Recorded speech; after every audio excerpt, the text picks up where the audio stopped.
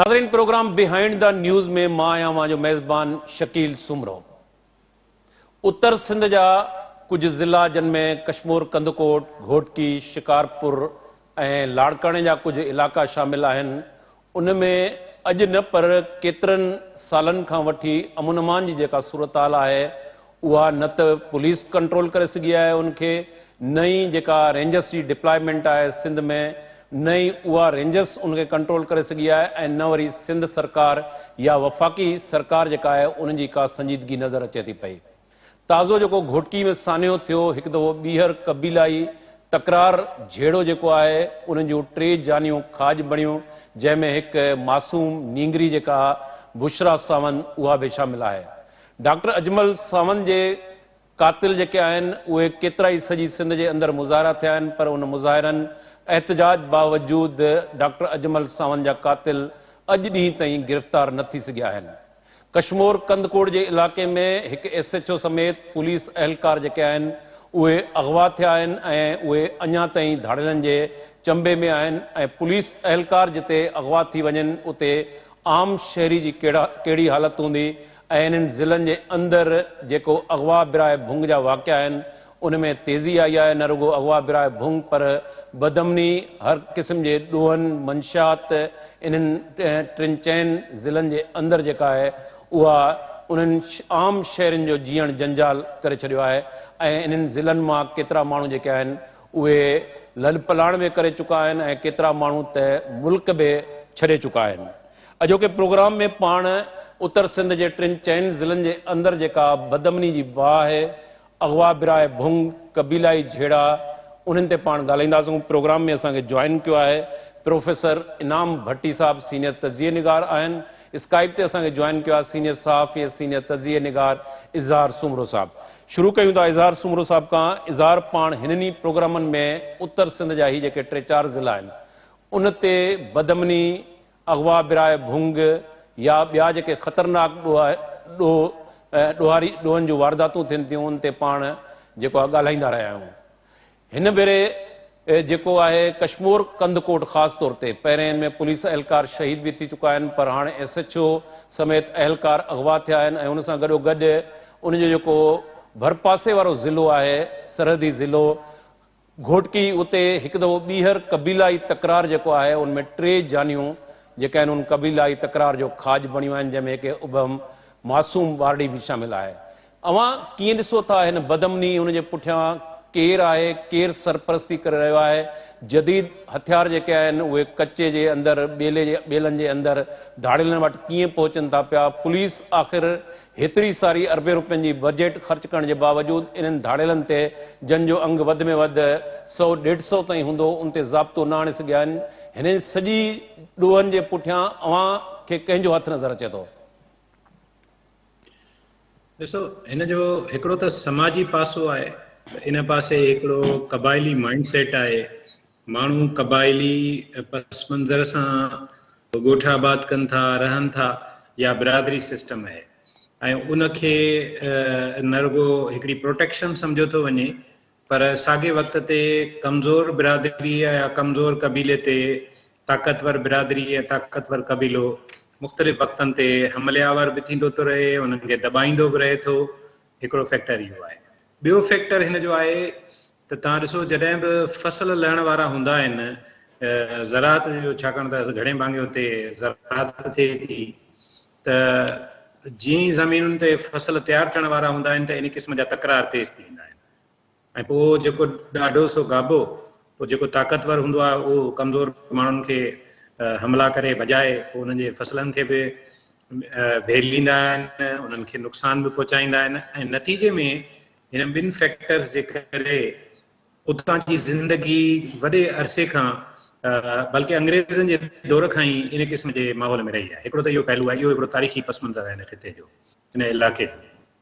पर हिन में जेको टियों फैक्टर आहे उहो इहो आहे, ऐं मां इहो पूरी ज़िम्मेवारी सां चवां थो त जेतिरो इन मामले में क़बाइली रिवायतुनि जी हौसला शिकनी अंग्रेज़नि पंहिंजे दौर में कई हुई, हालांकि उहे कॉलोनियल पावर हुआ, उन जे बावजूद हुननि जेका सख़्ती कई हुई उहा बि शायदि असांजी मौजूदा हुकूमतूं न पियूं कनि। टियों आहे फैक्टर इहो। ऐं उहो डिसाइसिव फैक्टर आहे। अमली तौर ते जीअं मां ॻाल्हि कई त हुते जेको क्राइम आहे उहो बि क़बाइली तकरारनि सां जुड़ियल आहे, उन्हनि जो पस मंज़र बि क़बाइली आहे घणे भाङे, ऐं नतीजे में पोइ हिकिड़नि क़बीलनि जा माण्हू वञी धाड़ियल था थियनि, पोइ ॿियनि क़बीलनि खे नुक़सानु पहुचाइनि था, ऐं इहा प्रैक्टिस हलंदी थी रहे। ऐं अक्सर तव्हां धाड़ियलनि जी जेकॾहिं प्रोफाइल कढंदो ऐं हिस्ट्री कढंदो त उन में बि तव्हांखे इहो ई पस मंज़र मिलंदो त किथे न किथे कंहिं क़बीले सां जहिड़ो थियो, तकरार थियो, पोइ उनजे ख़ानदान जो को नुक़सानु थियो ऐं पोइ रदे अमल में उहो धाड़ियल थी वियो। ऐं वरी उन्हनि धाड़ियलनि जी जेका पैटर्नाइज़ेशन आहे उहे वरी उतां जा इहे जेके सरदार ऐं भोतार आहिनि ऐं क़बाइली चङा मुड़ुस आहिनि उहे कनि था घणे भाङे, उहे उन्हनि खे बिल्कुलु हर तरह सां प्रोटेक्शन में बि रखनि था। पर हाणे मामिलो इन खां बि चढ़ी वियो आहे। हाणे इहो जेको धाड़ियल आहे ख़ासि तौर ते, इहो जेको हथियारबंद माण्हू आहे, तव्हां हिनखे केरु कहिड़ो बि नालो ॾेई सघो था, इहो बियॉन्ड द स्टेट थी वियो आहे। ॼण त हिन जी ताक़त जो अंदाज़ो ईअं करे सघिजे थो त पुलिस कई भेरा उन्हनि ऑपरेशन्स करे नाकाम थी मोटी अचे थी। उहा बि ॻाल्हि आहे त पुलिस में बि जेका करप्शन आहे उन जूं बख़्तरबंद गाॾियुनि मंझां गोलियूं क्रॉस थी थियूं वञनि। माज़ी में हिकु ॿ वाक़िया शिकारपुर में हिन पासे थिया, उन जा पुलिस ऑफिसर बि मारिजी विया उन में। ऐं उन खां हटी करे बि जेको हथियार हिननि वटि आहे, जेको जदीद निज़ाम हिननि वटि आहे, उहो शायदि चवनि था त पुलिस वटि बि न आहे, फोर्सिस वटि बि न आहे। हाणे इहो हथियार किथां थो अचे, केरु हिननि खे इहे सभु कुझु ओसी ताईं कचे में वञी पहुचाए थो, इहो नेटवर्क कंहिंजो आहे, केरु हिनखे पैटर्नाइज़ करे थो, इहे वॾा सुवाल आहिनि। ऐं इहे सुवाल हिन वक़्त जे हुकुमराननि खां पुछणु खपनि, छाकाणि त उन जा ज़िम्मेवार इहे हुकुमरान ई आहिनि। वरी हिते हिकिड़ो अलमियो आहे त सिंध में हिकिड़े वॾे अरसे खां जेका घरू वज़ारत आहे उन जो तव्हांखे को इंडिपेंडेंट फुल फ्लेज वज़ीर बि न मिलंदो। माना जंहिं शइ जी सभ खां वधीक ज़रूरत आहे या सिंध में जंहिंजो सभ खां वॾो मसइलो आहे उहो आहे अमन अमान, यानी की घरू खातो। ऐं घरू खाते जो तव्हांखे फुल फ्लेज वज़ीर ई न मिलंदो, तव्हांखे ॿियनि सभिनी खातनि जा मिलंदा। सीएम साहब वटि वरी उहो खातो रखियो वेंदो आहे ऐं नतीजे में सीएम साहब करण त ज़ाहिरी मसरूफ़ आहे, सूबे जो चीफ एग्ज़ीक्यूटिव आहे, हुन वटि इलाही सारा कम आहिनि, पार्टी जूं ज़िम्मेदारियूं बि आहिनि। ऐं नतीजे में हू उन मां सम्झां थो त खाते सां कॾहिं बि इंसाफ़ न करे सघियो आहे। शायदि हुननि जो इहो कमु पुलिस ऑफिसरनि जूं मुक़ररियूं बदिलियूं ऐं पंहिंजे माण्हुनि खे ख़ुशि रखण जे लाइ उन्हनि जी मर्ज़ी जा पुलिस वारा मुक़ररु करण ताईं महदूद आहिनि। अमली तौर ते सिंध में लॉ एंड ऑर्डर वारे मामले खे टेकअप करण जे लाइ का रिथाबंदी, को प्लान पाण खे नज़र नथो अचे। ही छा था कनि, जेको ओचितो वाक़ियो थियो, को हादसो थियो, उन ते हिननि जो रद्दमल आयो ऐं उन खां पोइ वरी ॻाल्हि साॻी थी वई। कॾहिं कॾहिं हिकिड़ा ईअं खणी सम्झो त कागज़ी क़िस्म जा ऑपरेशन्स बि कनि था ऐं पोइ उन मां बि ऑपरेशन्स में ॿई कम थियनि था। थोरो घणो फेस सेविंग जी बि कोशिशि थिए थी, बजट्स बि रिलीज़ थियनि था ऐं बजट्स मां ॿिनी हथनि सां उहे बजट्स इस्तेमालु कया वञनि था। उहा मां सम्झी विया हूंदा त उहे बजट कीअं था इस्तेमालु थियनि। नतीजे में अल्टीमेटली सिंध जो जेको लॉ एंड ऑर्डर जो मामिलो आहे, अमन अमान जो मामिलो आहे, अवां ॻाल्हि था कयो रुॻो एॾनि ज़िलनि जी, पर हे अमली तौर कासमाबाद में ॾिसो, हैदराबाद में ॾिसो, कहिड़े क़िस्म जा मर्डर्स थी था वञनि, वाक़िया थी था वञनि, को पुछण वारो न आहे, को फॉलोअप करण वारो न आहे। त इहे सॼो जेको फिनोमेना कराची में जेको क्राइम थिए थो, इन जो मुंहिंजी नज़र में हिकिड़ो वॾो सबबु इहो आहे त सिंध जे घरू खाते खे हिकिड़ो कुल वक़्ती वज़ीर मिलणु खपे। सभ खां पहिरीं चीफ मिनिस्टर साहिब खे जेकॾहिं घरू खातो वणे थो त पोइ चीफ मिनिस्ट्री छॾे घरू खातो रखे पाण वटि, या वरी कंहिं हिकिड़े एक्टिव क़िस्म जे पार्टी जेके माण्हू खे ज़िम्मेवारी ॾे। इहो मां इन करे चवां थो। इनाम साहब ॾाणूं था, इनाम अवां कीअं ॾिसो था? हिकिड़ो त इज़हार जीअं चयो त इन जो हिकिड़ो समाजी पासो आहे, पाण इंतिज़ामी पासो ॾिसूं त उन में बि काफ़ी खोड़ सारा फिलाज़ नज़र अचनि था। हीअ जेका जदीद हथियारनि जी रसद आहे उहे कचे ताईं ईज़ीली आसानी सां पहुची वञे थी ऐं उहे जदीद ऑटोमेटिक हथियार जेके पुलिस वटि बि न आहिनि उहे ईज़ीली जेको आहे उहे बख़्तरबंद गाॾियुनि ते बि अटैक कनि था, ॾींहुं ॾिठ जो माण्हू अगवा करे वञनि था। क़बीलाई जेको जहिड़ा आहिनि उहे क़बीलाई जहिड़नि में असां ॾिसूं था त इंसानी जानियूं ज़ाया थी रहियूं आहिनि। किथे सिंध हुकूमत जेको आहे उहा असां ॾिसूं था त हिन वक़्त ताईं उहो मुकमल तौर ते नाकाम थी चुकी आहे। हिननि 3-4 ज़िलनि में अवां छा था सम्झो त हीउ सॼो जेको लॉ एंड ऑर्डर जी सूरत आहे उन जे पुठियां, बिगाड़ जे पुठियां कहिड़ा अंसर, कहिड़ा फैक्टर शामिल आहिनि? महिरबानी शकील, मुंहिंजे ख़्याल में हिन वक़्तु जेको कुझु इन सिंध जे ओतिरनि ज़िलनि में थी रहियो आहे, ख़ासि करे घोटकी, कंदकोट, कशमोर, शिकारपुर ऐं जेकबाद, इन्हनि ज़िलनि में मौजूदा वक़्त में ही जेको बि धाड़ियल राज आहे, जेको रियासत खां बि ॾाढो लॻो पियो आहे, उन जे पुठियां ॿ सबब आहिनि। हिकिड़ो आहे ब्लैक इकोनॉमी। इन सॼे कार वहिंवार में हिकिड़ो अहिड़ो कारो नाणो जेको आहे उहो पैदा थिए थो जंहिंजो को बि हिसाब किताब कोन्हे। उन कारे नाणे में रुगो इहो भुंग जी वसूली रुगो न आहे, इन कचे जी एरिया में हज़ारे एकड़ उहा ज़मीन बि आहे जेका बिना खाते जे, बिना कंहिंजे नाले में, हर उन फर्द जे कब्ज़े में आहे जेको मौजूदा हुकूमत जो इत्तेहादी आहे, या उन्हनि जो MNA आहे या उन्हनि जो MPA आहे, ऐं उन्हनि इलाइक़नि खे उन्हनि वेराए बि इन तरह सां रखियो आहे। ऐं ॿियो उन जो सबबु आहे पॉलिटिकल इंटेंशन्स।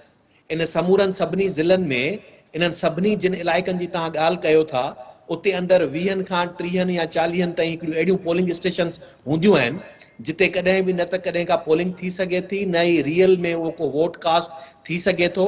उते जाली वोट रजिस्टर्ड आहिनि जिन जा जाली दॿा भरिजी उन्हनि उम्मीदवारनि खे चूंडाइण में कमु ईंदा आहिनि। जेकॾहिं इन ते मौजूदा हुकूमत पंहिंजी इहा क़ुर्बानी ॾियण लाइ तयारु हुजे त उन्हनि सभिनी पोलिंग स्टेशन तां हथु खणे हक़ीक़ी तौर ते उते सभु इहे आबादियूं जेके आहिनि उहे कन्वर्ट थी के मुकमिल तरह सां रियासती गिरफ़्त में अचनि त पोइ यकीन ॼाणो त ही जेके इन्हनि इलाइक़नि जा चूंडियल MNA MPA तव्हांखे मिलनि था पीपुल्स पार्टी जा, उहे तव्हांखे ईअं न मिलनि। उते जी सूरत हाल यकीनी तौर ते ॿी थी वञे। हिकिड़ो ॿियो जेको फैक्टर आहे उहो इहो आहे त रुगो असां सम्झूं था त इन इलाइक़े में रुगो को उहे क़बाइली जेके ज़ातियूं ऐं सरदार आहिनि रुगो उन्हनि जो अमल दख़ल आहे, पर हाणे इन इलाइक़े में उहे पढ़ियल लिखियल कामोरा माज़ी जा जिन जो बि सॼो कार वहिंवार इन ई तरीक़े सां हले थो, इन समूरे सिस्टम में हर महीने जी उन्हनि जी करोड़नि जी आमदनी आहे। ऐं उहो करोड़नि जी आमदनी कहिड़ी आहे, तव्हांखे शायदि इहा ख़बर हुजे त इन्हनि इलाइक़नि में जेको बि कारोबारी फ़र्द आहे, ख़ासि करे दीवान बिरादरी आहे या ॿिया जेके बि कारोबारी जिन खे मजबूरन पंहिंजो कारोबार उते रखिणो आहे ऐं हलाइणो आहे, उहे पसे पर्दा न रुगो चिठियुनि ते, फ़ोनुनि ते, पर इन ॾहकाव जे सबबु कंहिंजी दोस्ती यारी ऐं वास्तेदारी बि करोड़े रुपया उन्हनि खे ॾींदा रहनि था त जीअं उन्हनि जो सॼो उहो कारोबार महफ़ूज़ रहे। आऊं सिधो सम्झां थो त इन समूरे अमल जे पुठियां मौजूदा हुकूमत जी दानिस्ता या नादानिस्ता रज़ामंदी शामिल आहे। इहो मुमकिन ई कोन्हे त उन्हनि खे इहा ख़बर न हुजे त इन सभिनी जे पुठियां केरु आहे, कंहिंजो दस्त रस आहे ऐं केरु उन्हनि खे सपोर्ट करे थो। सरकारी सपोर्ट जे बिना, रियासत जे सपोर्ट जे बिना न त इन्हनि इलाइक़नि में इन क़िस्म जो को आर्म्स एंड एम्यूनेशन पहुची सघे थो, न ई उन्हनि इलाइक़नि में का आबादी थी सघे थी, ऐं न ई उते जेके तव्हां इहे वीडियोज़ ऑडियोज़ ॾिसो था जेके अचनि थियूं पयूं सोशल मीडिया ते सुहिणी पारस सां ऐं ॿियनि सां उहे मुकालमा थींदा रहनि था ऐं मुक़ाबला थींदा रहनि था, जहिड़ो ताज मस्तानी जो ऐं या हू पुराणे ज़माने में कहिड़ी हूंदी रुबीना हैदरी ऐं जलाल चांडे जो जेको आहे सो को मुक़ाबलो हुजे, अहिड़े क़िस्म जा मुक़ाबला सोशल मीडिया ते आम थींदा रहनि था, नियापा पहुचंदा रहनि था, ॿार खॼनि था, औरतूं खॼनि थियूं। इन्हनि सभिनी जे पुठियां उन ब्लैक इकोनॉमी ऐं सियासी सोच या सियासी मुफ़ाद जो सबबु आहे। त मुंहिंजे ख़्याल में इन खे रियासत पाण ख़तमु नथी करणु चाहे, न रुगो आऊं सम्झां थो त पीपुल्स पार्टी, पर उन खां मथे बि उहे इदारा जेके चाहिनि त हिकु ॾींहं जे अंदरि इन क्रिमिनल सॼे सेटअप खे टोड़े ऐं बंदि करे ख़तमु करे सघनि था, उन्हनि जी नियतुनि में बि इहो कोन्हे। उन जो वरी सबबु आहे त इन्हनि इलाइक़नि में जेकॾहिं अमुन अमान थींदो, उते हिकिड़ियूं पुलियूं जेके आहिनि, घोटकी खां तव्हांखे ख़बर हूंदी त घोटकी ऐं इन जे विच में कंदकोट जे विच में हिकिड़ी पुल जेका आहे उहा ठहिणी आहे, जंहिं ते माज़ी में काफ़ी दफ़ा उते मसइला थींदा रहिया आहिनि। उते हींअर बि कुझु वक़्तु पहिरीं ख़बर आई त उतां इंजीनियरिंग कंपनी जेका आहे सा पंहिंजो सॼो टपड़ खणी हली वई, छाकाणि त उन्हनि खे थ्रेट्स मिलिया पए। त इहे बि सभु हिकिड़ा सबब आहिनि जेके उन्हनि जे पुठियां हुजनि था।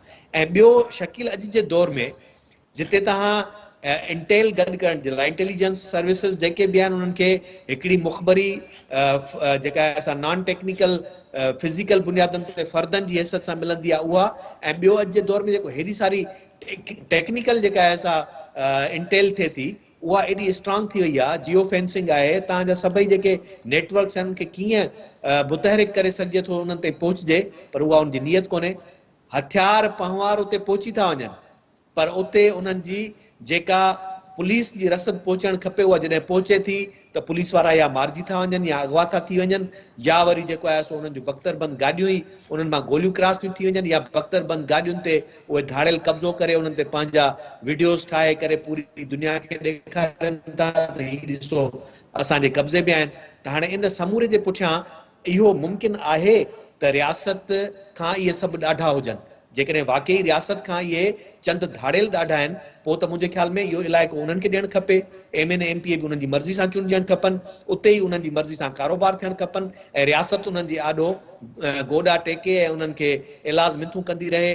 असां सां इतिहाद कयो, उन्हनि सां एग्रीमेंट, पोइ उन्हनि सां के मुआइदा थियनि जंहिं खां पोइ कुझु थी सघे, पर मां सम्झां थो ईअं कोन्हे। हिननि जा इतिहाद आहिनि, हिननि जा मुआइदा आहिनि, उहे सभई जेके चूंडियल नुमाइंदा मौजूदा हुकूमत जे सुफ़ुनि में अंदरि वेठल आहिनि, उन्हनि जी कंहिं न कंहिं तरह सां उन्हनि ताईं दस्तरस आहे, उन्हनि सां उनजी वाबस्तगी आहे, वास्तेदारी आहे, जंहिंजे करे उन्हनि खे इहो रिलीफ मिलंदो रहे थो।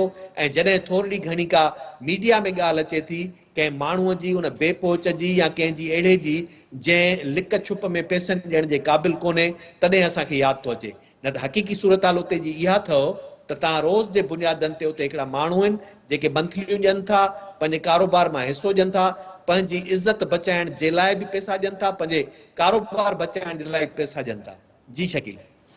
इज़ार साहब, जीअं अस पाण मुख़्तलिफ़ फैक्टर जेके इन धाड़ियल दहशतगर्दी जे पुठियां आहिनि, उन में खोड़ सारा फैक्टर आहिनि जंहिंजो इनाम साहब ज़िक्र बि कयो, पर असां ॾिसूं था त इन्हनि ज़िलनि जे अंदरि जॾहिं कॉन्वॉय सिस्टम हूंदो, तमामु लॉ एंड ऑर्डर जी सूरत ख़राबु हूंदी, पोइ ओचितो जॾहिं पॉलिसी मैटर जो मामिलो आयो त इन सभिनी ज़िलनि जे अंदरि ठापुर थी वई। ईअं ठापुर थी वई जीअं कराची जे अंदरि तमामु वॾो दहशतगर्दी हुई, स्ट्रीट क्राइम हुयो, लॉ एंड ऑर्डर जी सूरत हाल ख़राबु हुई, MQM जा मामला हुया, ऐं कराची में बि बिल्कुलु असां ॾिठो त उन पॉलिसी मैटर तहत जेको आहे अमन अमान बिल्कुलु पीस थी वियो, ऐं सेम असां इन्हनि ज़िलनि जे अंदरि बि थी वियो। वरी जॾहिं पॉलिसी मैटर का तब्दील थिए थो पियो त वरी लॉ एंड ऑर्डर जी सूरत हाल सां उनमें मुख़्तलिफ़ फैक्टर जेके आहिनि पोइ शामिल थी वञनि था। भोतार बि शामिल थी वञे थो, सरदार बि शामिल थी वञे थो, पुलिस जा जेके मुख़्तलिफ़ सहूलियतकार आहिनि उहे बि शामिल थी वञनि था, सिविलियन सेटअप बि शामिल थी वञे थो। वरी जॾहिं असां ॾिसूं था त पॉलिसी मैटर चेंज थिए थो, वरी उनमें ठापुर अची वञे थी। हीउ जेको फैक्टर आहे पॉलिसी मैटर जो मां खणां थो पियो नालो, उनखे केतिरो एक्सेस शामिल आहे? तव्हां सम्झो था छो ज़रूरत पई आहे त इन्हनि टिनि चइनि ज़िलनि जे अंदरि लॉ एंड ऑर्डर जी सूरत हाल खे ख़राबु कजे? उन मां कहिड़ा उन जा वेस्टेड इंट्रस्ट आहिनि जेके हासिल थी रहिया आहिनि? ॾिसो, जेको मां ज़िक्र कयो उनखे थोरो अञा मां थोरो खोले बयां कयां त इहो नवाज़ शरीफ़ जो ई हिकिड़ो दौर हो जॾहिं हुन इहो इन क़िस्म जे क्रिमिनल एलिमेंट दाड़ियल फैक्टर जे ख़िलाफ़ हिकिड़े वॾे पैमाने ते ऑपरेशन करायो, ऐं उनजे नतीजे में काफ़ी हद ताईं इहो जो तव्हां चयो त हिकिड़ो दौर हुयो कॉन्वाइज़ वारो, माण्हुनि जी उन मां जान छुटी। हाणे ज़ाहिर आहे त उन में तव्हां ॾिसो त हिकिड़ो माण्हू जंहिंजो सिंध में को अहिड़ो बैकग्राउंड नाहे नवाज़ शरीफ़ जो या उनजी पार्टी जो, उहो इहा कार्रवाई कराए थो त उहा इंडिस्क्रिमिनेटिव थिए थी, यानी कि उहा बिना के फ़र्क़ जे थिए थी। हिते जेके बाक़ी कार्रवायूं थियनि थियूं उन में पोइ कॾहिं हिकिड़े भोतार ऐं सरदार खे बचाए थो वञे, कॾहिं ॿिए खे बचाए थो वञे। हिन में त बिना फ़र्क़ जे कार्रवाई त कॾहिं थी न आहे न। सभ खां वॾो फैक्टर इहो आहे। ॿियो जेको हिते आहे मामिलो उहो इहो आहे, इनखे पाण चई बि सघूं था त इहो इन जी जेकॾहिं हिस्ट्री कढूं त सिंध में हीउ जेको मॉडर्न शक्ल में जेको जदीद हथियार वारो धाड़ियल आहे, जेको तमामु घणो ताक़तवर आहे, मुनज़िम आहे, ऐं जेके वॾी पुठभराई आहे पूरे सिस्टम जी, ईअं खणी सम्झो, छो त हिननि जी मुख़बरियूं सिस्टम आहे, पुलिस सां बि त इंतिज़ामिया सां बि त बास माण्हुनि सां बि, ताक़तवर भोतारनि वॾेरनि सां बि, किथे किथे चूंडियल मेंबरनि ताईं बि इन्हनि जी पहुच हूंदी आहे। हीअ माना के तव्हां कमज़ोर माण्हू न आहिनि, हिननि खे वॾी हिकिड़ी सपोर्ट बेस आहे। इन में ज़ाहिरी आहे त मां सम्झां थो त डिसाइसिव फैक्टर आहे रियासत जो। जेकॾहिं रियासत चाहे थी जॾहिं जिते बि त पोइ उहा इहा अपरूट करे थी ऐं इंतिहाई थोरे वक़्त में वॾा रिज़ल्ट्स ॾेई सघे थी। मिसाल जीअं मां ॾिनो MQM जो कराची में, माज़ी में एमक्यूएम जीअं थोरी ॻाल्हि ते बि हड़तालूं ऐं पोइ हुन खां पोइ दहशतगर्दी जा वाक़िया ऐं फायरिंग मामला थींदा हुआ, उहे तव्हां ॾिसो त ओचितो जॾहिं रियासत फ़ैसिलो कयो त इहो सॼो मामिलो थी वियो साफ़। त हिकिड़ो त हिन मामले में रियासत खे पंहिंजो किरदारु अदा करणो पवंदो, छाकाणि त हीउ हाणे नासूर थी वियो आहे, हीउ हिन पूरे इलाइक़े जी बर्बादीअ जो सबबु बणिजी रहियो आहे। तंहिंजे करे रियासत खे हिन मामले में माण्हुनि जे पासे बीहणु खपे, माण्हुनि जी साइड वठणु खपे, छाकाणि त गवर्नमेंट जो जेतिरे क़दुरु तालुक़ आहे उन जा मां तव्हांखे बिल्कुलु स्ट्रेट फॉरवर्ड ॿ फैक्टर ॿुधायां थो। इनाम साहिब बि हिन ते ॻाल्हि कई। हिकिड़ो त गवर्नमेंट वटि शायदि एतिरी सघई कोन्हे जो इन्हनि सां को मुक़ाबिलो करे सघे, हिकिड़ी ॻाल्हि, यानी की जीअं सूबे जी गवर्नमेंट चइजे। ॿियो, इवन वफ़ाक़ जी हुकूमत बि कंदी त उनखे बि स्टेट जे ताक़तवर इदारनि जी सपोर्ट खपंदी, उनखां सवाइ उहा बि न करे सघंदा। ऐं ॿियो हिन में पॉलिटिकल विल जो फैक्टर आहे, उहो बि ही सूबाई हुकूमतूं जेके अमली तौर ते तव्हां ॾिसो न त उते टिकेटूं कंहिंखे था ॾियनि, उते हिननि जा नाज़म शाज़म केरु था थियनि, उन मां तव्हांखे अंदाज़ो थी वेंदो। या वरी मुख़्तलिफ़ वाक़ियनि में जॾहिं के वॾा सरदार ऐं भुतार इन्वॉल्व थियनि था या उन्हनि जा नाला अचनि था त पोइ उन्हनि खे कहिड़ी रीति प्रोटेक्ट थो कयो वञे। सिंध असेंबली में नालो खयों वियो जॾहिं हिकिड़े सरदार जो, त भई हुनजे ख़िलाफ़ कार्रवाई छो नथी थिए। असांजे हिन ज़हीन नौजवान जे क़त्ल ते जेको आर्टिफिशियल इंटेलिजेंस जो हिकिड़ो ग़ैर मामूली बासलाहियत नौजवान हो, त इन मंझां तव्हां अंदाज़ो करियो त उन ते बि हथु नथो विझो वञे, छाकाणि त उते पॉलिटिकल मामला कंप्रोमाइज़ नथा करणु चाहिनि, सियासी मफ़ादनि खे तरजीह ॾिनी थी वञे लॉ एंड ऑर्डर ते। तंहिंजे करे हीउ मामिलो ज़ाहिरी आहे त रियासत जी सतह ते हल थींदो, उनजी साइज़ ऐं मामिलो बि एतिरो आहे। ऐं वरी जेकॾहिं माज़ी में वञूं, ॾाढो स्ट्रेट फॉरवर्ड पाण ॻाल्हि था करियूं, त हिन खे जेको हिमथायो वियो उहो बि ईअं सम्झो त रियासत जे तरफ़ां जनरल ज़िया जे दौर में हिन फैक्टर खे वॾो इनकरेज कयो, ऐं पोइ उन दौर में ही जेको अफ़गान वार जे नतीजे में जदीद असलो आयो, हथियार आया, इहे रॉकेट लॉन्चर, क्लाशनकोफ़ूं ॿिया मामला, इहे उन दौर में पेनिट्रेट थिया। उन खां अॻु में धाड़ेल जी जेका ईअं खणी सम्झो त उनजो हथियार कुआड़ी हूंदी, ट्रेडिशनली जेको असां वटि धाड़ेल हो, ऐं उनजो तादाद बि तमामु महदूद हूंदो। ॿियो, उहे कंहिं हद ताईं सोशल फैब्रिक जो, समाजी रीतुनि रस्मुनि जो कंहिं हद ताईं ख़्याल बि रखंदा हुआ। परू चांडे जो मिसाल आहे हिकिड़ो, ॿिया अहिड़ा कई मिसाल आहिनि, पर ही त बिल्कुलु हिकिड़ा प्रोफेशनल मर्सनरीज़ वांगुरु ऐं प्रोफेशनल किलर्स आहिनि न। हे त को रिवायतुनि शिवायतुनि जी हिननि खे का परवाह न आहे। ऐं पुठभराई जी जेकॾहिं ट्रेस आउट कंदासीं त ही त हिननि खे त वॾी पुठभराई आहे, का ही मामूली ॻाल्हि न आहे। तंहिंजे करे ही सिंध हुकूमत जी आउं सिधो चवां थो, हथवस जी ॻाल्हि अथव बि कोन्हे, करे कुझु कोन सघंदा। पुलिस जो तव्हां हाल ॾिसो त हींअर रिसेंटली हिकिड़ी वीडियो सोशल मीडिया ते वायरल थी आहे, हुन में असांजो IG साहब जेको आहे उहो ॾिसो त कीअं हिकिड़े सरदार जे पोयां पोयां पियो थो हले।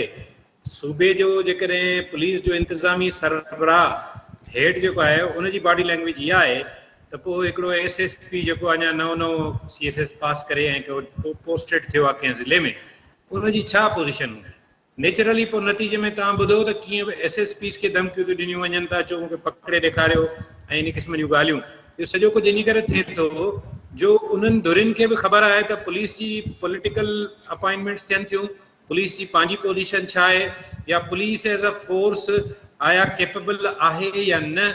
इन में वरी हिकिड़ो जेको ॿियो वॾो फैक्टर आहे उहो इहो बि आहे त पुलिस सां त असां ॾिसंदा पिया अचूं त पुलिस खे जॾहिं खां पॉलिटिसाइज़ कयो वियो आहे या सियासी मामलनि में इन्वॉल्व कयो वियो आहे त पुलिस पंहिंजो प्रोफेशनल रोल ऐं पंहिंजो प्रोफेशनल शेप त ठाहे न सघी आहे न।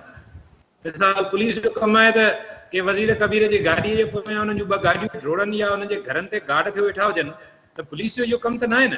जेका पुलिसिंग वारो सिस्टम आहे उहो बि इवॉल्व न थी सघियो आहे। ऐं ॿियो जेको पॉलिटिकल इन्फ्लुएंस जे बुनियाद ते पुलिस जूं मुक़ररियूं ऐं बदिलियूं थियनि थियूं, इहा बि सभिनी खे ख़बर आहे। हाणे मिसाल हिकिड़ो पुलिस ऑफिसर कार्रवाई थो करे धाड़ेलनि, असल में धाड़ेल खे रुॻो न आहे पकड़णो, धाड़ेल खे पकड़ण मुंहिंजे ख़्याल में इनाम साहिब बि हिन सां एग्री कंदो, सवलो आहे। धाड़ेल जी जेका पुश्त पनाही आहे, सपोर्ट आहे, हुनजा जेके पाथारीदार ऐं हिमायती आहिनि उन्हनि खे पकड़णु वधीक मुश्किल कमु आहे, छाकाणि त हुननि जा रूट्स या कनेक्शन्स किथे न किथे वञी सियासी था बीहनि या बासर धुरियुनि सां था बीहनि वञी। ऐं हीउ हिकिड़ो पूरो निज़ाम जोड़े अमली तौर ते सिंध जे हिकिड़े पूरे बेल्ट खे हिन ज़ुल्म, बर्बरियत, ॾाढ, जबर ऐं तबाहीअ जे मुंहं में विधो वियो आहे। असां सम्झूं था त हिन मामले ते पूरे समाज खे उथणो पवंदो ऐं कलेक्टिवली हिकिड़ी ॻाल्हि रखणी पवंदी त हाणे घणो थियो। हाणे सिंध जे इन्हनि ज़िलनि खे, शिकारपुर खे, कश्मीर कंदकोट खे, जेकबाबाद खे ऐं इवन कंहिं हद ताईं खैरपुर जे इन कच्चे ऐं लाड़काने जे कच्चे वारनि इलाइक़नि खे इन मुसीबत मां जान छॾाइणी पवंदी आहे। इनाम साहब, इन मामले खे अञा वधीक पाण कोशिशि कयूं था त इनखे खोलिजे। डिफरेंट मल्टी फैक्टर जेके आहिनि इन सॼे धाड़ेल दहशतगर्दी जे पुठियां आहिनि। मुख़्तलिफ़ जेके उन जा रूट्स, कनेक्शन, सपोर्ट बेस, जीअं इज़हार ॻाल्हि कई जनरल ज़िया जे दौर जी, त उते लिंक्स जेके असां ॾिसंदासूं त कीअं धाड़ेलनि खे हथु वठी परवान चाढ़ियो वियो ऐं पोइ थाणे जो SHO, पुलिस एहलकार, सरदार, भोतार ऐं उतां जो सिविलियन जेको सेटअप आहे उहो बि उनजी सपोर्ट में बीठो ऐं जॾहिं उन्हनि चाहियो त वरी ठापुर थी वई। पाण कराची जे अंदरि लियारी जो मिसाल वठूं था त गैंग वार उनखे कीअं परवान चाढ़ियो वियो ऐं जॾहिं ज़रूरत पई पॉलिसी मैटर तौर त उहो फौरी तौर ते ठापुर अची वई। अॼु लियारी जेको आहे उहो पुरमन इलाइक़ो लिखियो वञे थो। मां साॻियो मिसाल MKM जो वरी ॿीहर इंक्लूड कयां थो पियो त MKM जी जेका हुई फिनामिना उनखे बि इन अंदाज़ सां ट्रीट कयो वियो। उनजा रूट्स, कनेक्शन, सपोर्ट बेस उहा जेसिताईं ख़तमु नथी कई वञे तेसिताईं उहो ख़तमु नथो थिए। त हीउ धाड़ेल वारो जेको मामिलो आहे ख़ासि तौर ते चइनि ज़िलनि जे अंदरि, तव्हां सम्झो था इन में सेम मल्टी फैक्टर शामिल आहिनि। उन्हनि जो सपोर्ट बेस, उनजो कनेक्शन, रूट्स जॾहिं पाण उन्हनि खे खोलींदासूं न त सॼी फिनामिना जेको आहे उनखे पाण न सम्झी सघंदासूं। शकील, पहिरीं इनखे ईअं सम्झणु घुर्जे त मुंहिंजे ख़्याल में 83 ताईं सिंध जे अंदरि जेको बि धाड़ेल हुयो उनजो अक्सर धाड़ेल थियण जो सबबु हिकिड़ो रियासती जबर ऐं उन सां तज़ाद में अचणु हुयो ऐं ॿियो उन्हनि जा के समाजी मामला जंहिंजे करे टकराव में अची करे उन माण्हू जो भागेलो थियणु हुयो।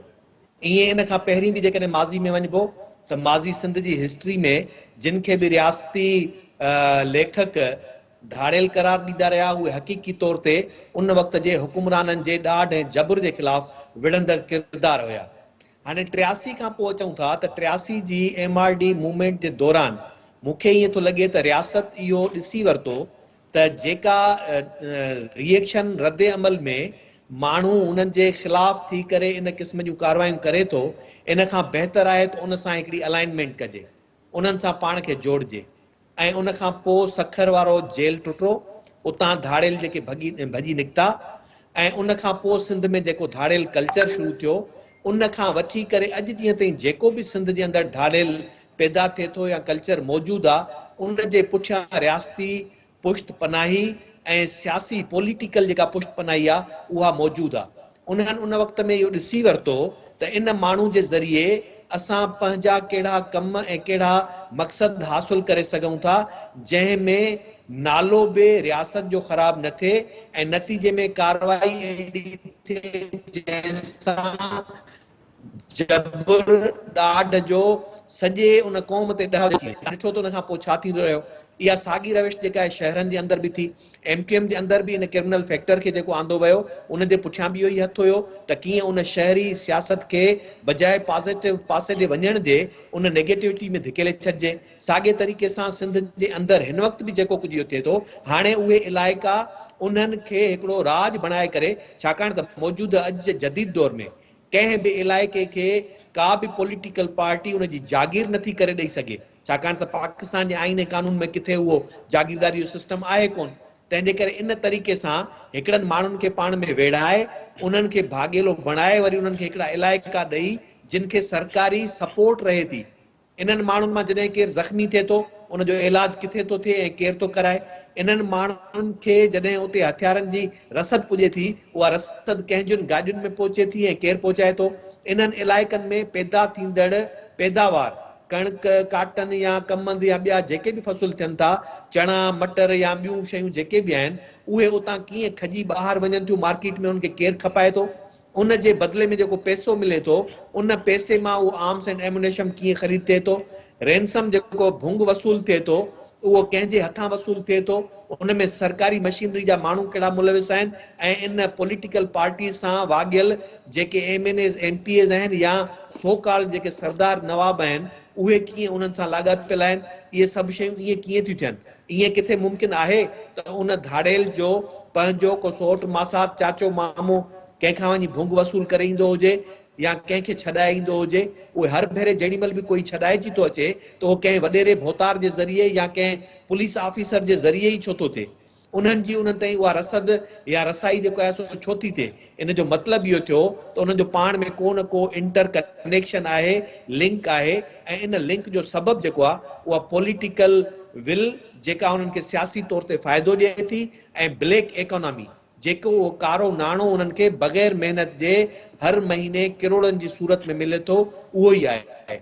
ऐं उन मां पोइ बिल्कुलु न रुॻो पंहिंजा इनमें हथियार डिफरेंट मुख़्तलिफ़ फैक्टर आहिनि ऐं उहे फैक्टर सभु गॾिजी करे सिंध जे अंदरि जेका अमन अमान जी सूरत हाल आहे उनखे ख़राबु करे रहिया आहिनि ऐं पॉलिटिकल विल रियासती कानून जेकॾहिं मुतहरिक थिए त अमन अमान जी सूरत हाल खे वधीक बहितर अंदाज़ में क़ाइमु करे सघिजे थो। ईअं ई जीअं माज़ी जे अंदरि सिंध जे इन्हनि ज़िलनि में लॉ एंड ऑर्डर जी सूरत हाल तमामु ख़राबु हुई, कानवाय सिस्टम हो, पर हुकूमत जॾहिं चाहियो त मुकमल तौर ते उन्हनि में अमन अमान थी वियो। ऐं सिंध जे राजधानी वारे शहर कराची जो बि मिसाल ॾेई सघिजे थो त उते बि इन क़िस्म जी जॾहिं विल खे जेको आहे उहो इम्प्लीमेंट कयो वियो त उन जा नतीजा साम्हूं आया। हिते प्रोग्राम जो वक़्तु पुॼाणी खे पहुतो। इज़हार सुमरो साहब, प्रोफेसर इनाम भट्टी साहब, तव्हां ॿिन्ही महिमाननि जी महिरबानी। नाज़रीन, ईंदड़ प्रोग्राम ताईं पंहिंजे मेज़बान शकील सुमरो खे इजाज़त ॾींदा। अल्लाह भाई।